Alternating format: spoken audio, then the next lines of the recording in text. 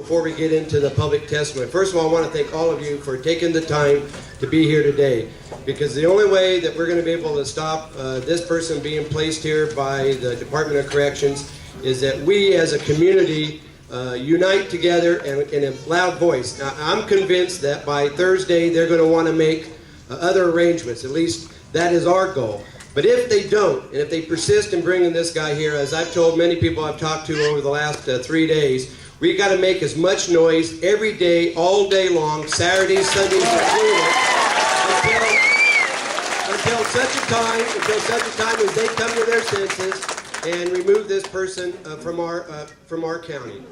I want to address two things, and I heard last day afternoon, I had several phone calls, and I even had a good friend call me last night, kind of upset at the fact that the word was going around that the Board of Supervisors approved letting this guy come to Lassen County.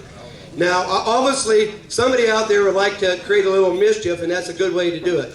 This board has not taken any action to allow anybody of this caliber to come to Lassen County. We became aware of the issue like everyone else did on Friday afternoon, when the department had made the decision Friday and informed the sheriff and informed the department of CCC, the wardens out here, that this deployment was going to take place. So people say, well, don't you know what's going on in your county? Well, I got to tell you, if we had any clairvoyance that would anticipate the fact that something like that was going to happen, I would have invested heavily in the stocks in the 90s, and I would have sold all my stocks by 2006.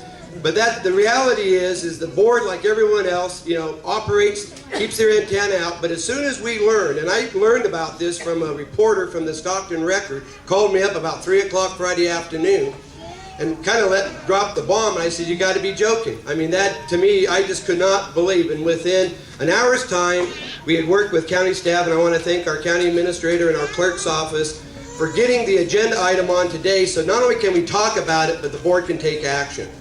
The Board of Supervisors, this is the first opportunity we've had even to address this issue. So anybody who thinks that the board approved this guy coming to the county, change your thought, because that is not so.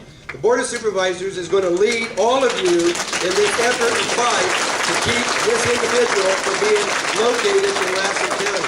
Not just where they're proposing to locate it, but anywhere in Lassen County, because he does not belong here.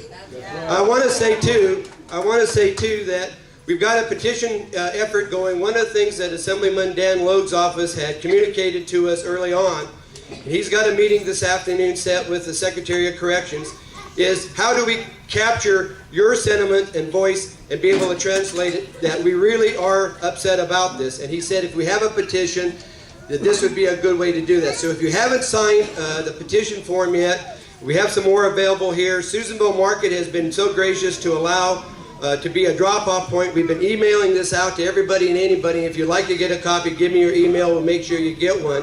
What we're going to do today, we've already got over 1,000 signatures that turned in just in less than 24 hours, and I'm convinced before it's all said and done with, and you don't have to be a registered voter. You can be a kid. Anybody can sign the petition, because anybody can be a victim.